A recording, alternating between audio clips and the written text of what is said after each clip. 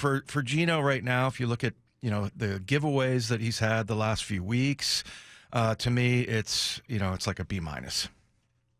Wow, I thought you were going to be rough on him. Yeah, I'm trying to think about some of the games, and in that game, he had some beautiful throws. He really did. He's very accurate, as we found out last year. He led the league in accuracy, but he just, I think, and I've always said this about him, and this is why, to me, I mean, typically I would give like a B, but to me it's a B minus because last year he was as good as any quarterback with like hands in the face, people around him getting bumped, things like that. And, like the one he skipped into the end zone, he clearly gets hit. But I feel like he got hit like that last year and was still able to complete passes. So, to me, that's something that, and his eyes, I think, have come down. And whereas, last year when he kind of blew everybody away, it looked like he was just, keeping his eyes downfield, not worrying about the pressure. There would be all kinds of things exploding around him, and he able to deliver the ball. And now a lot of those were on shorter passes, as I recall. It was like a check down, and he missed check downs the other day. But I feel like they could really help him out with the three tight end set like we talked about yesterday, and some kind of a little relief valve that, like, okay, I know I can go to this guy and he's going to be 4 or 5 yards away, and even if somebody's hitting me, I'm able to get the ball there. And I feel like he did that last year much better than he did this year. And I don't remember what we gave him last year, but I think I was probably A mines. Yeah, I think you're certainly higher at this point. Last season he was on fire. I mean, it was before his. Yeah, where decline. he started, we've had texters say over his last 16 games, he's got more turnovers than anybody in the league. And what was it, 20 turnovers, 24 touchdowns, something like that in the last 16. But that's about this year. I'd give him a C. I think he's been average. I think you look at him, 9 touchdowns, 7 picks. He's completing 65% of his passes. You look at where he ranks amongst other quarterbacks, he's just kind of middle of the pack. Yeah. Across the board, he's actually amongst the league leaders in interceptions. The leader, or a couple of guys, are at 9. He's got 7. So he's I believe in the top 10 in interceptions. And like we talked about, you can debate, well, this one wasn't his fault, this one was. Well, just looking in totality at numbers, they're winning. They're 5-3. You can question who they've beaten, which I've seen people start to do. Well, they beat this guy and they had this quarterback and this team is no good, and the Giants and this and that. And when they play a good team, they beat the Lions. That's I would say their signature win so far this season. Cleveland.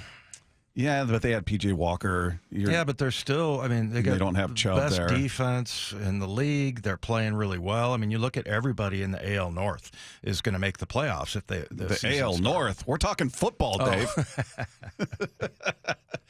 Yeah. So, but yeah, to me, it's I don't know. You look. I don't necessarily look at who he's beaten or anything like that. But I think what the problem is his play right now. I think he's kind of on the fence of like he could go one way or the other. And so I think people and fans are starting to get to the point where it's like, I don't know if he can be trusted. I don't know if he could be. And, there's the whole option that at the end of the year, they can get out of it for, what was it, $27 million and not have any kind of a cap hit going forward. And now all of a sudden you're thinking about that looming in the distance, that maybe that's a reality for the Seahawks. And I thought by this time that we would halfway point here, that we would think, hey, we've got our guy. I'm not so sure that that's true. Yeah, I think he's had some really good moments. He's had some really bad moments and everything in between. And if we're just adding up and keeping last weekend in perspective, I would say he's a C. You just look at 9 touchdowns, 7 picks. It's not great.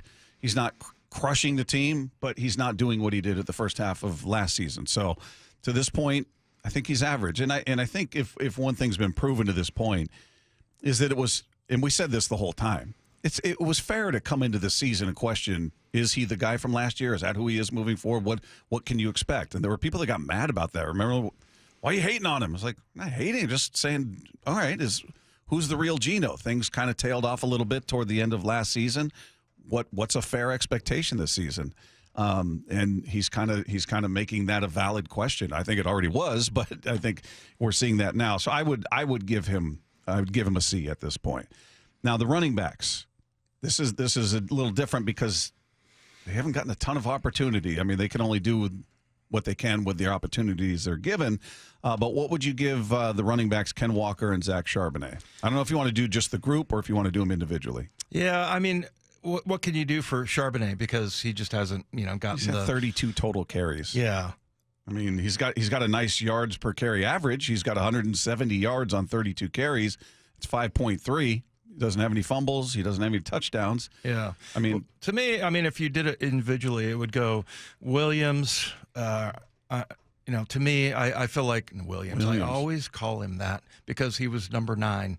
Oh, Walker. you're thinking Ken Williams of Ken Williams White from, Sox? Well, Stanford mostly, and he was number 9. Okay. Yeah, but to me, him, I think he would be number 1, and I'll give him a B+. And then it would go to DJ Dallas, would give a B, actually, because of his special team stuff.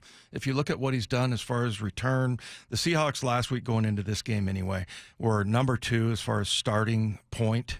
And so I thought he's done a really good job with the returns and whatnot. But that's a different category. As a running back, he really hasn't had much. Are we doing special teams? Let's see. Do we have that on here, Lefko?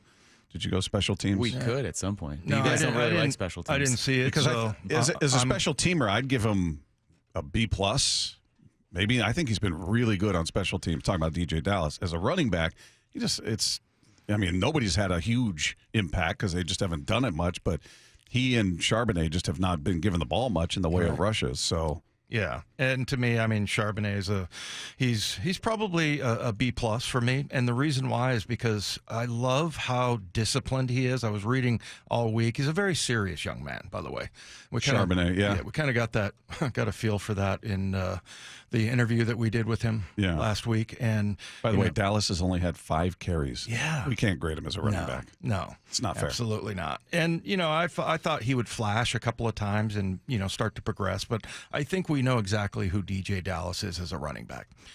He's never going to, like, if you get down to him, then you're going and signing guys off the street. Yeah. So I think he kind of has his ceiling there. But as far as, he's like a Dylan Moore. He's a utility guy. He can do pretty much everything. But the thing I like about Charbonnet is that he's just very disciplined.